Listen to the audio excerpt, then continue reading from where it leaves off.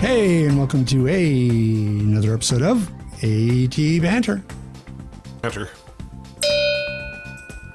Hey, this is, of course, the podcast where we talk with advocates and members of the disability community to educate and inspire better conversation about disability. What were we saying about editing just before the show? Hey, my name is Rob Minot, and of course, joining me today, along with a chorus of cowbells, we have Mr. Ryan Fleury. Hello. Miss Liz Malone. Hi.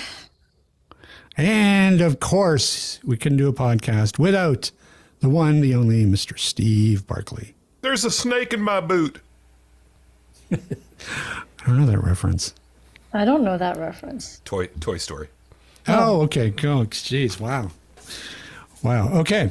Well, that's good. That's a deep cut.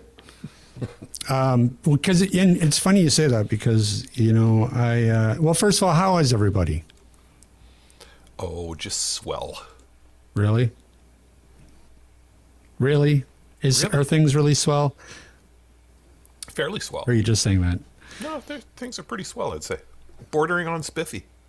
Oh. Spiffy. Wow, that is an upgrade. Really? See, I don't know, man. I feel the other end. I had to tap out of the news cycle because I was just getting too stressed. It was having too much of a effect on my mental health. Yeah, no doubt. So there is some crazy stuff going on right now. Yeah. I had to actually. I went out and I signed up to a bunch of those free streaming services that all they do is play reruns of 80s shows.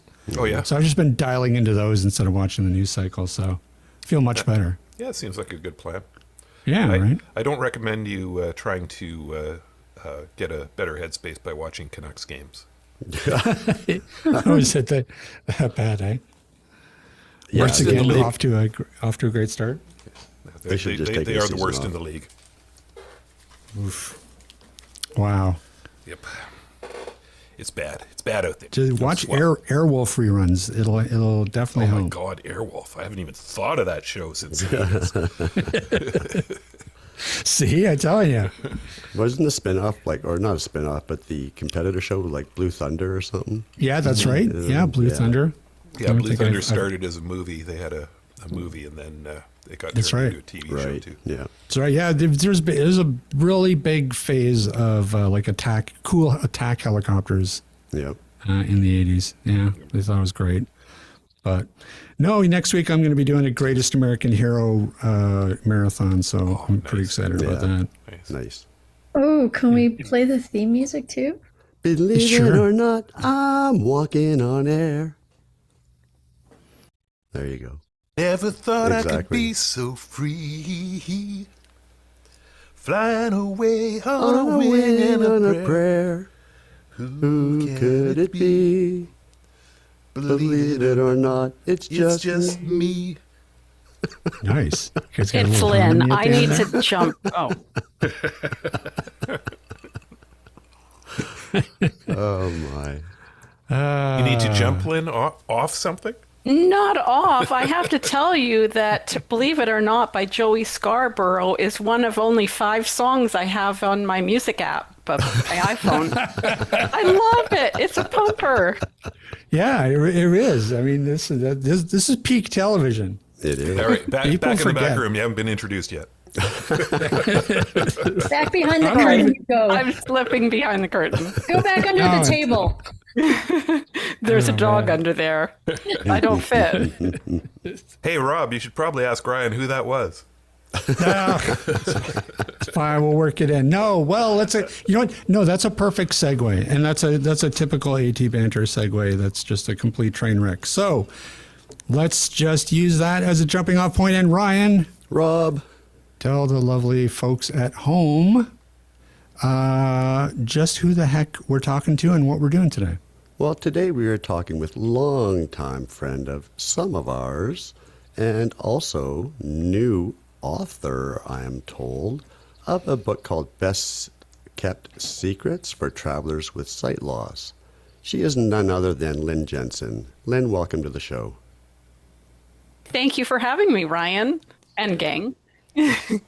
Yeah, and see, and we're learning something about you already. We haven't even started the show yet, and we've already accidentally struck upon one of your favorite songs. So let's see another podcast do that. Beryl, do you want to know any other secrets?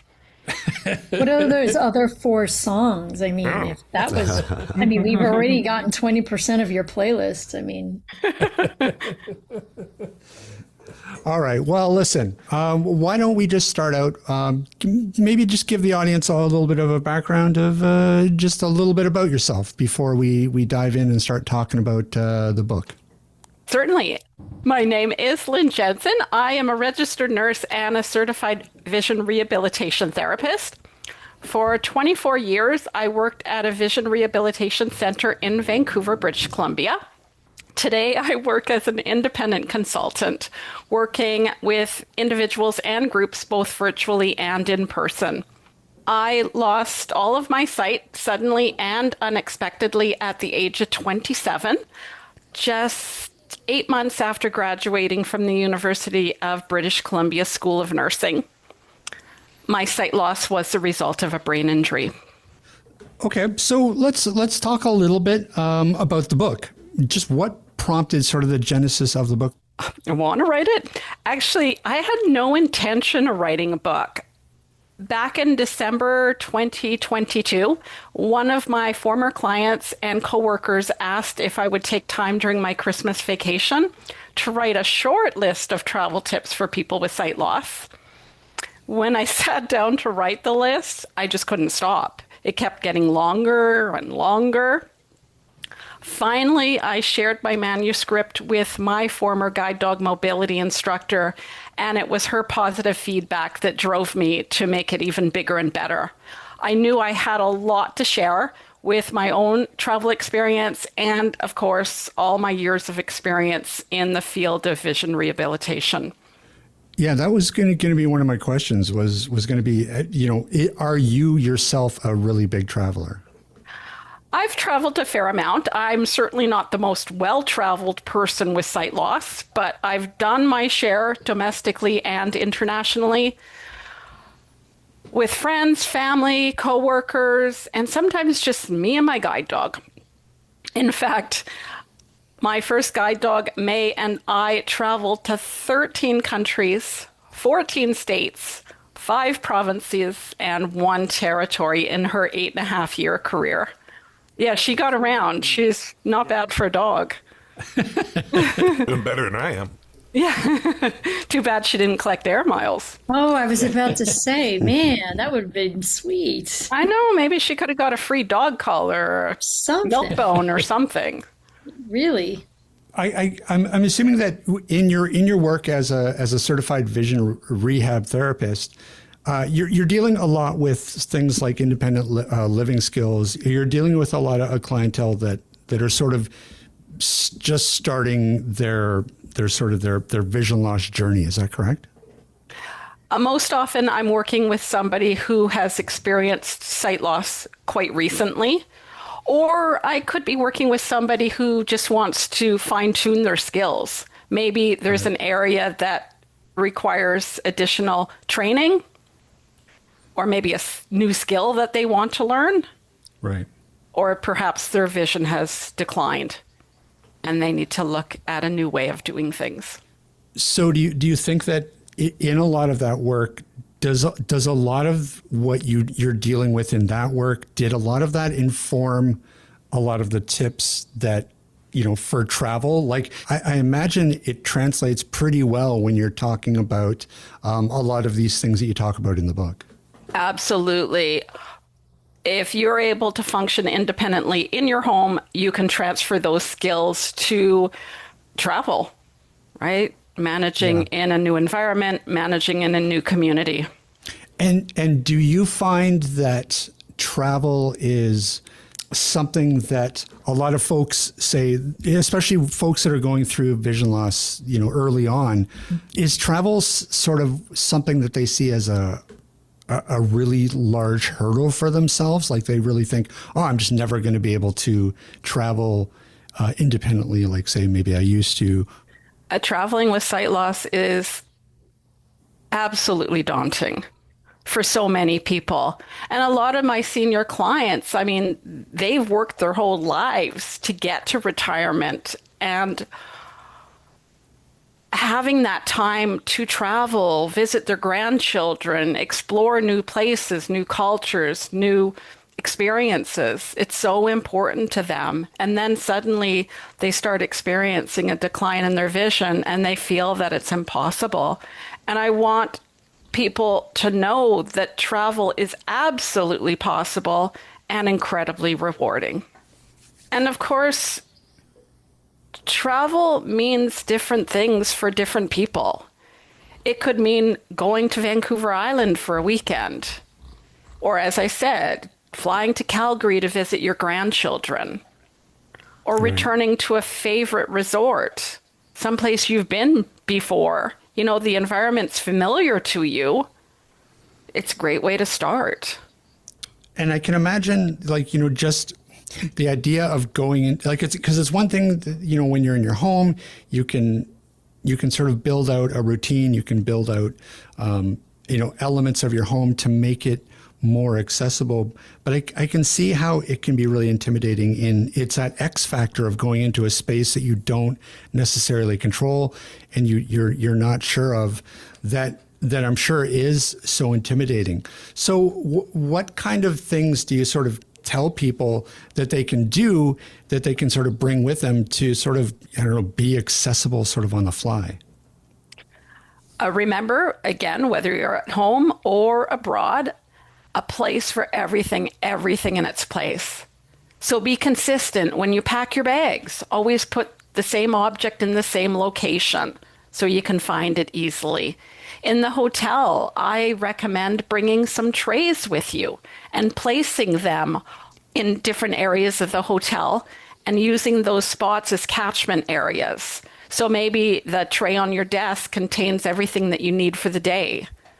The tray on the bathroom counter, of course, is going to include, you know, your toiletries, your blow dryer, your brushes. The tray is going to prevent objects from rolling onto the floor. And of course, you want to take advantage of contrast.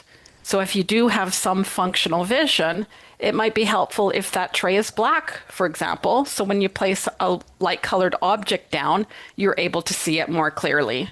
Trays, of course, will add some weight to your luggage. A good substitute is the box that's under the 24 pop cans that you purchase at the grocery store. It's nice and shallow and lightweight. You could easily throw it into your luggage. Yeah, it reminds me of what the French say, trays bien. Très bien. How do you find that there's a big difference in terms of accessibility depending on where you go? Like, does it really fluctuate between, like, say, different airports, different countries? What's your kind of take on that? It's so important to do your homework. So you'll know what airports you'll be navigating. Get online and find out what kind of accommodations will be available to you. Here at Vancouver International Airport, it's amazing what tools they have available to you so that you can manage independently navigating the airport. Finding a pet relief area, for example. At YVR, they have a sunflower program. You can pick up a sunflower lanyard or sticker from the customer care kiosk, and that signals to the staff at Vancouver International Airport that you require a little bit more patience and maybe some extra assistance. Keep in mind that blindness is often regarded as a hidden disability. Generally speaking, you can't look at somebody and know that person has sight loss.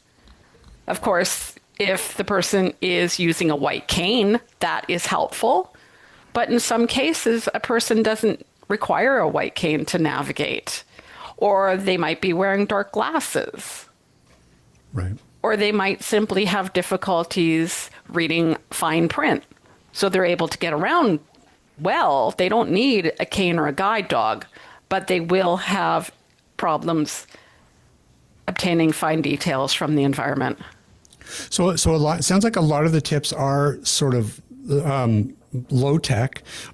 What about the sort of the higher tech stuff? Like, how do you find now that we live in this age of apps and GPS and really sort of powerful navigation apps?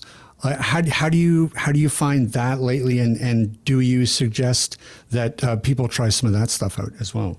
I highly recommend exploring options for smartphones and the different apps that are available to you, like the sighted assistance apps, the navigation apps.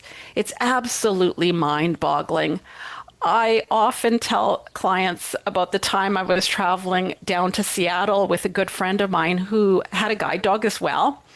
We were traveling to an unfamiliar area, and we had so much fun exploring the town for hours each day. One morning, though, we got totally disorientated, and we couldn't find anyone who could help us. This was back in 2002, so pre-smartphone, and we managed. Actually, it was my guide dog that saved the day. She did a phenomenal job with her recall and found the hotel. But the tools that are available now, it's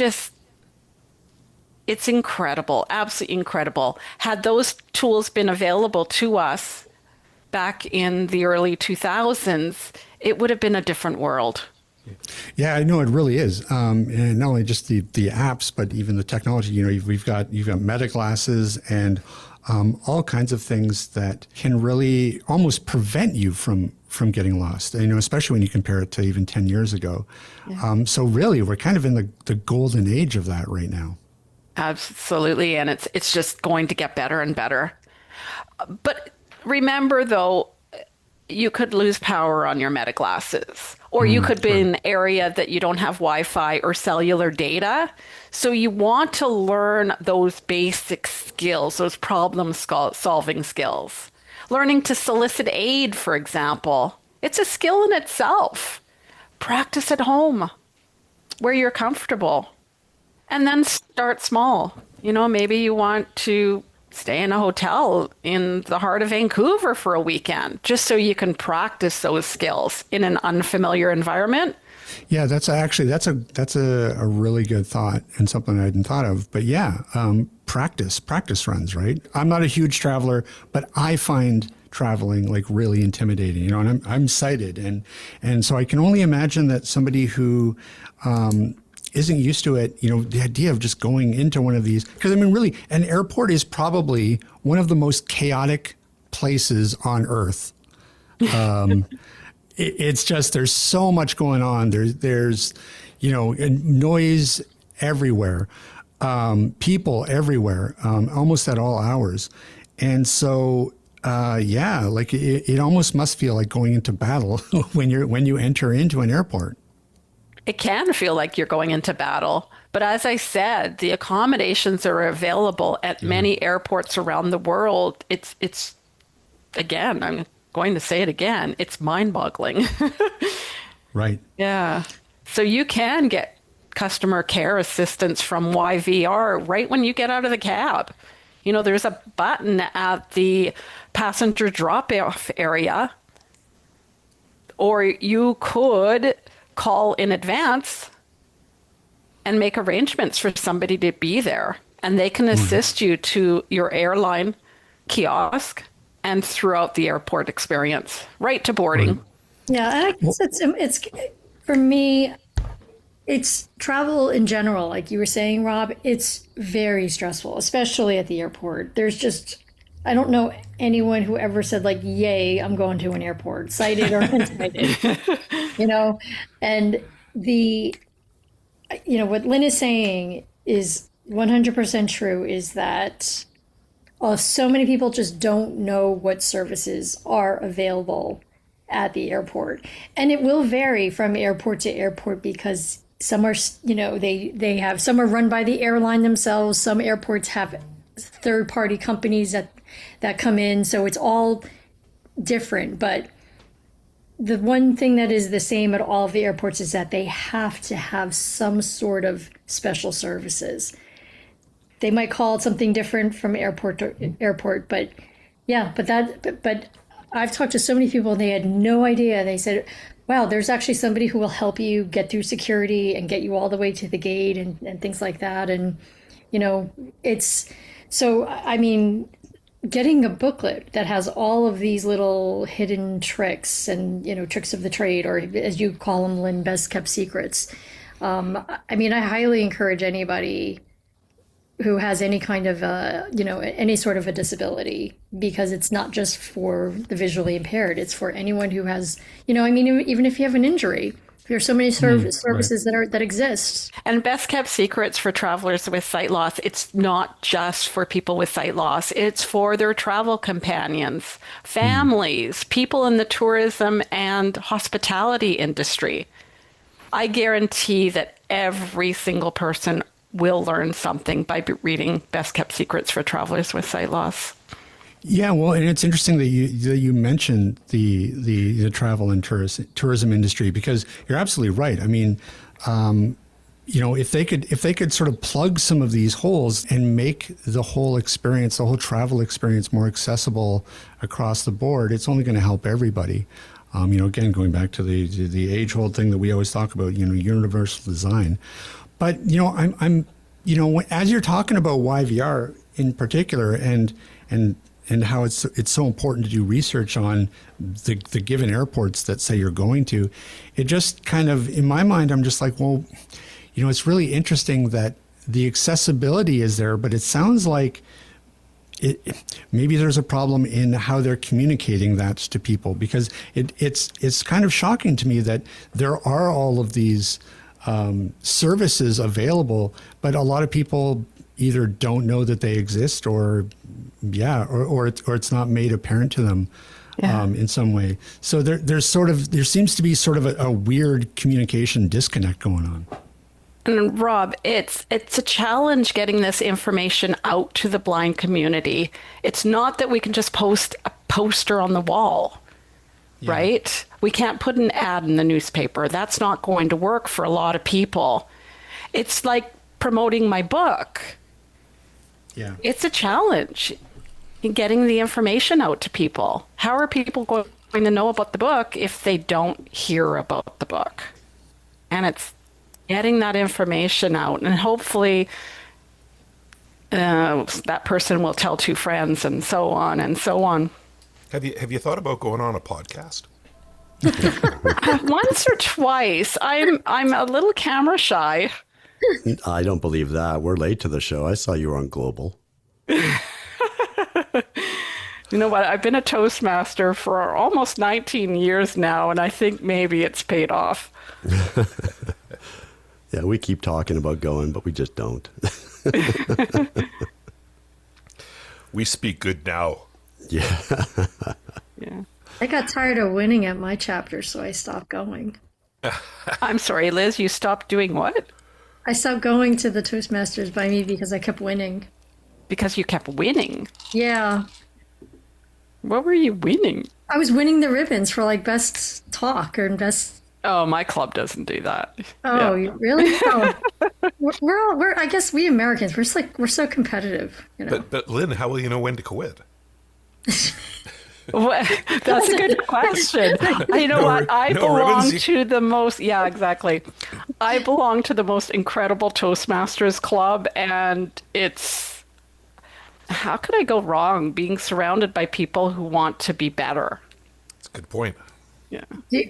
I don't know what I'm doing hanging around with these guys. No comment. I think the mission statement at our Toastmasters was different.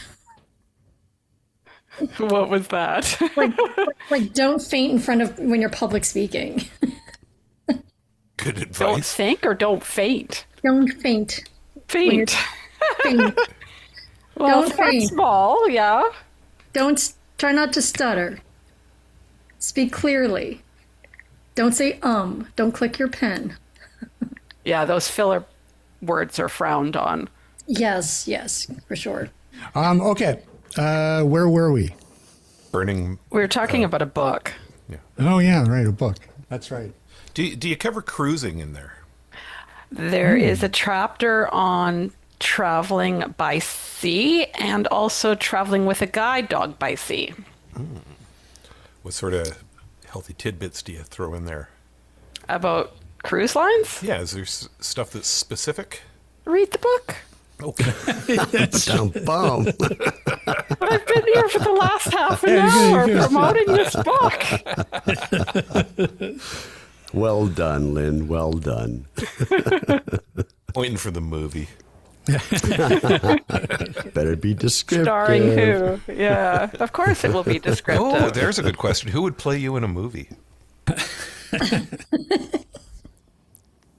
Who would you want to play That's you a in good movie? question. I'm probably setting myself back a few years now. I don't know what she looks like these days, but Celia Ward. Oh, Okay. Would that work? Yeah. And then, of course, we're going to have to get Joey Scarborough's permission to use Believe It or Not as the theme song. Of course. What do you think? She your doppelganger? I have a doppelganger for real. I don't need another one. One is more than enough. That's all I can handle. Have you guys heard about my doppelganger story? No. Okay, Liz and Rob, and I think Steve has heard about it. But when I first lost my vision, I had just renewed my driver's license. You remember this story, right, Steve? It's not ringing a bell, to be honest. Okay, well, 5 years later, when I received the notice in the mail saying it was time to renew, my identical twin sister renewed it for me. And she did that for 15 years. Until one day I got a phone call from an officer at ICBC, and it turns out they flagged our two driver's licenses because the pictures were so similar. And he said, it's no problem. It's probably just because we're twins, and we'll have to get the two of you in the same room at the same time. My jaw just dropped. Like, how am I going to walk in with my guide dog? So I explained to him what we had done, and he goes, well, I just need to come and see you for a moment. Is it okay if I pop by your work? And I said, yeah, no problem. So he arrived at my workplace, and I took him up to my office, and he sat down, and he's rummaging through his bag. And then he said, so are you ready? I'm like, yeah, sure. You have the right to remain silent. Anything you say or do. Yes, he read me my Miranda rights. To make a long story short, the Crown prosecutors decided not to press charges. Wow. Yeah. Yikes. When I got home that day, because my sister and I lived together at the time, and we high-fived. Like we outdid ourselves. Yeah. You bent the system. They little broke the bit. system. No, little bit. did your sister, did she also almost get arrested? I was read my Miranda rights. She was not at that time because it went to the Crown prosecution. And yeah, I think they probably had a good laugh about it, right? See, we're learning all kinds of stuff today. Yeah, I know. I told you I would bear all. What other crimes have you committed? What other crimes have I committed? Yeah. What other crimes am I willing to There was the admit jewelry heist in Paris, wasn't there? on a podcast that is heard around the world? I'm not sure, but I will tell you. A year later, after this incident, I had to renew my passport, and it was declined because my eyes weren't in alignment. And I was heading to Mexico in a few weeks. You know, I needed my passport. My sister, she was furious. She goes, I'll go get my picture taken. And I'm like, oh, well, it's the federal government this time. I'm not sure if we want to go there. You got away with it once, right? Yeah. Anyways.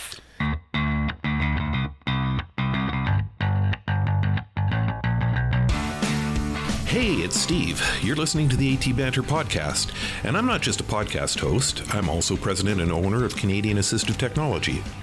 Did you know that Canadian Assistive Technology prides itself on having the largest and most extensive product line of assistive technology in Canada? We believe in giving our customers the greatest amount of choice because finding the right solution can make all the difference. Our wide array of products cover a spectrum of needs. Whether you're looking for low vision aids like CCTVs or optical magnifiers or comprehensive blindness solutions, we've got you covered. We also offer hearing amplification solutions, alerting systems for people who are deaf, mobility canes, physical access aids, communication aids for the nonverbal, some products to support people living with dementia, and specialized digital accessible signage to make public spaces more accessible. We also have what we call our gently used marketplace for more reasonably priced options on consignment items. Plus, we have demo equipment available. Our goal is to provide all the custom accessibility solutions you need. Explore the possibilities today and visit us online at www.canastech.com or call us toll free at 1-844-795-8324. And now, back to the show. Oh, jeez. Yeah. So do you talk about any of that in your book? Because that's got to be difficult. Renewing your passports, your photos, accessibility to that whole thing, applying for your passport, renewing your passport, getting signing your in that travel little tickets, square. signing it. Exactly. All of that is stuff we need to deal with, right? I do. Yeah. Yeah. And it's important, don't wait for the last minute. I mean, you can expedite the whole application process with a passport, but you don't want to put that pressure on yourself. Just like Liz was talking about the airport earlier. You know what? Arrive at the airport well in advance of your flight so there's no extra stress. Especially if you have a guide dog and there's no pet relief area on the secured side of the terminal. You'll want to relieve the dog just before you go through security if you're going on a long flight. Yeah, or if you're living in a country where the TSA agents aren't being paid. Yeah, exactly.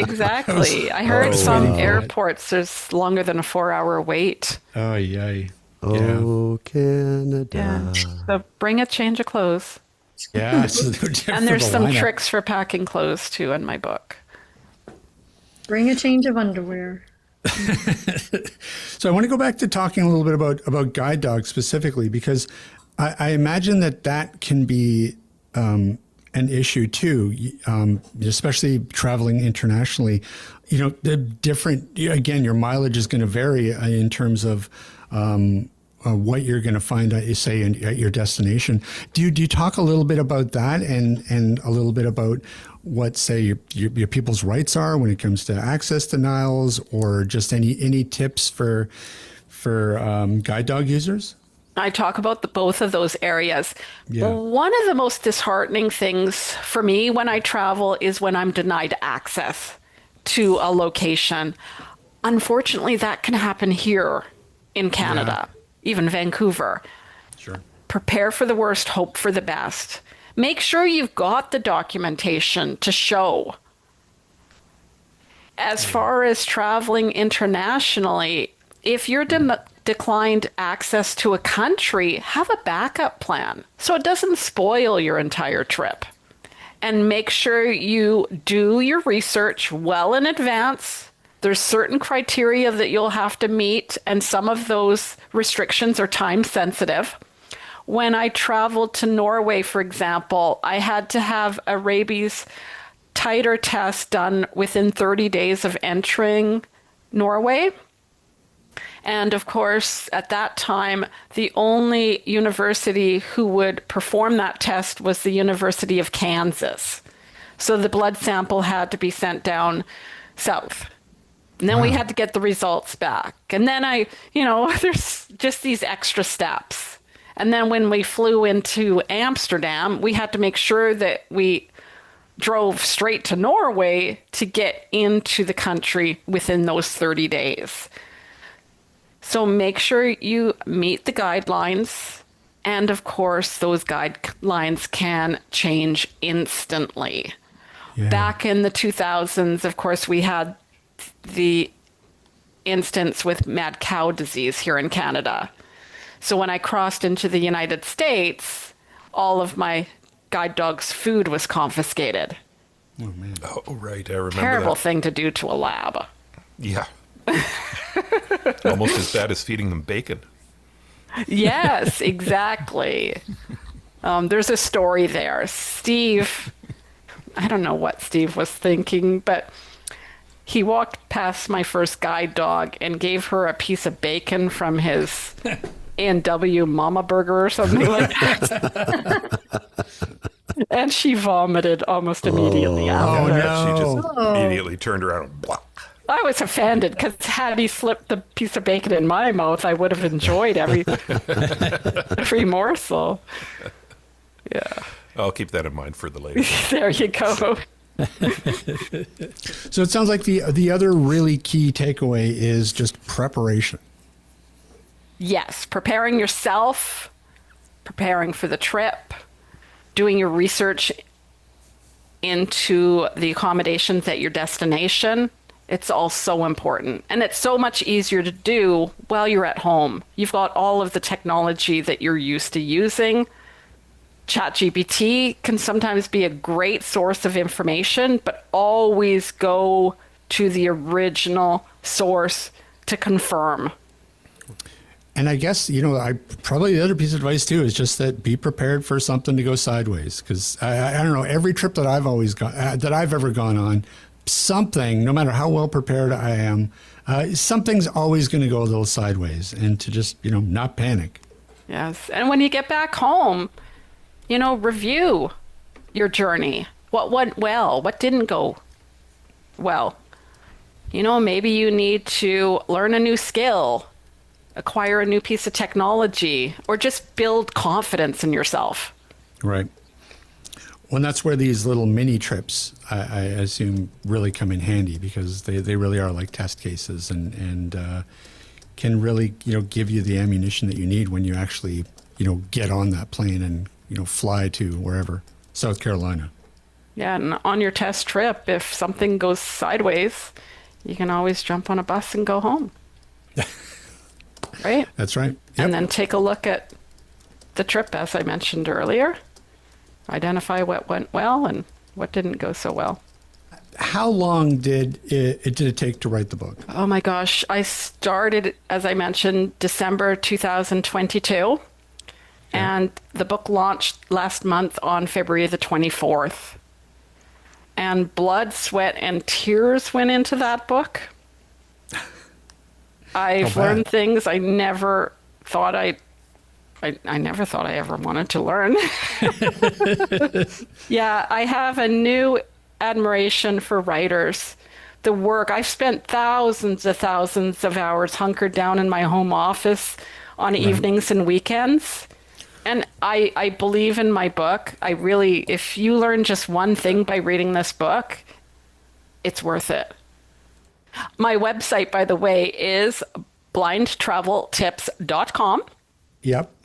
The book is available in multiple formats. So regular print, large print, ebook, so accessible EPUB 3, and audiobook, both MP3 and DAISY. Keep in mind, if you purchase the book from my website, the large print book is spiral bound, allowing the book to lay flat if you are using a magnification aid. That's a huge bonus. Oh. And of course, the DAISY format is only available on my website. Okay. Okay. There you go. Well, listen. So yeah, everybody, we recommend everybody go to the website. Stay away from Amazon. They're evil. Well, so what's next? Do you already have some ideas about maybe a follow-up book, something more in line with independent living skills? Now that you're an author, have you been bitten by the writing bug and have plans for something else? You sound so much like my sister.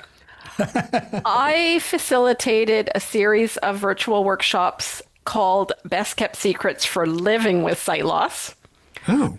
I have started drafting a book based on that series, but I am going to have to find a sponsor because, I can't do this alone, especially the time that is required.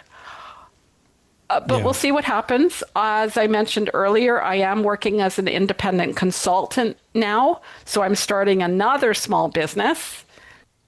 I've got a lot on my plate right now. Clearly you need another keep busy project.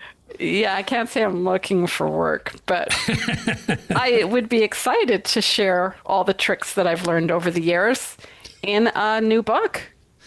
Well, Lynn, we want to thank you so much for coming on, taking some time out. Congratulations on the book. Best of luck with the book. Give the website one more time, just in case people want to get out there and check it out and buy a copy. blindtraveltips.com. See, very easy, folks. And we'll make sure to put that link in the show notes as well, so everyone can check it out. Thank you for having me. It was a pleasure to be here. Come back anytime. I would love to come back, so just let me know. All right, it's a deal. Right, how's next Tuesday? Next Tuesday? Right. Yeah, that's right. I'll have to look at my calendar. All right. Take care, Lynn. Thanks, Take care. Lynn. Bye. Bye. Bye, Liz. Well, there you go. Now we're all ready to go on a trip. I got to get the book. If she has an audio book, I got to go listen to it. No doubt. But it's so funny that today's topic was travel, because man, so traveling would be the last thing I would want to do right now. Yeah, I keep thinking that too. States, yeah. Yeah. Or Honestly, even anywhere, having to go man. Like through I wouldn't the want to US. I wouldn't want to go anywhere globally right now. It's just everything's too unstable. I'm going to feels Japan Are you? When? in May. Oh my God. Yeah, he's leaving me for 2 weeks. Oh wow. Okay, well that's cool. So is that instead of like doing your fishing thing, or you'll be doing that as well? I'll be still doing the fishing thing, but we're going to we're flying to Tokyo, and then we're taking a bullet train to Osaka, and we're going to Kyoto, and then we're going back to Tokyo, and we're going to check out Disneyland in Tokyo. No way. That sounds pretty cool. Yeah, and it's Sorry. surprising because Japan is way cheaper than I was ever led to believe. Really? Yeah, it's actually quite affordable to get there from here, and there's a low cost airline called I think it's called Zip Air, and for the price of what you would pay on Air Canada for a regular seat, you can get a lie down seat on Zip Air straight to Tokyo. Yeah, I've also heard that it's very, some of this, like Tokyo in particular, I think is supposed to be very accessible. Yeah, I can't speak to that yet, of course, but I can say that I'm a little terrified of Tokyo because the population of Tokyo is the same as the population of Canada. Yeah, it's crazy. And I don't like crowds. Take your elbow pads. Yeah, exactly. That's right. Elbows up. Yep. Elbows up. Well, cool. Well, you'll have to give us a full report when you're back. Absolutely. I'm curious to hear how it goes. All right. Well, anything else anybody else has to say about anything? Nope, that's going to about do it for us this week. That is going to do it for no, wait, that's not going to quite do it for us this week because we got to go. Where can who do I go to? Let's go to Liz. Hey, Liz. Oh, you want to come to me? Yeah. Where can people find us? They can find us at atbanter.com. They can also drop us an email, especially if they want to hire the stunning vocal talents of Mr. Steve Barkley and Ryan Fleury to sing songs of the 70s at cowbell at atbanter.com. And also bring our own cowbell. That's right. That's right. Yeah, there's some good harmonies there. I didn't get a chance to tell you. Well, we did a song pretty together, good for, remember? for a Zoom. Yeah, I do. But this is on Zoom. I think it takes that's a whole other level of talent to make it work on Zoom. So, what else? Where else can people do if they want to? Well, I hear they can find us on social media. Like Sure. Places like Facebook, Instagram, Mastodon, Yeah. Truth Social, Truth, all over Truth Social. Yeah. X, yeah, we're big. Yeah, places. we're Reddit, big fans of we're Trump Reddit. and Elon, right? That's right. So Feel they're the love. doing Did great. you hear Breaking What? news. Breaking Yeah? news, actually, as of Monday, I guess. Alberta turned down or voted down the Accessible Act for Alberta legislation that was being put forward. No. What? Are you Google serious? it. Yeah. They voted it down. How did I miss that What? one? That's what I saw this morning. Wow. Somebody posted online. Wow, that's great. Wow. Yeah. Okay, well, we'll have to look into that. Talk about that next time. So That's they're crazy. one of the few provinces left that don't have an Accessibility Act. That's crazy. What are they No, doing? look at who their leader is. Yeah, I guess so. That's a whole other podcast. It is, but yeah. So the disability community is a little upset at the moment. in Yeah, Alberta. yeah, I can kidding. imagine. Yeesh. Well, anyways, way to end on a high note. Yeah, no kidding. You're bringing the show down. I'm going to end. Screw you, sign off government of on that. Alberta. We're coming for you. All right, that is going to about do it for us this week. Big thanks, of course, to Lynn for joining us, and we'll see everybody next week.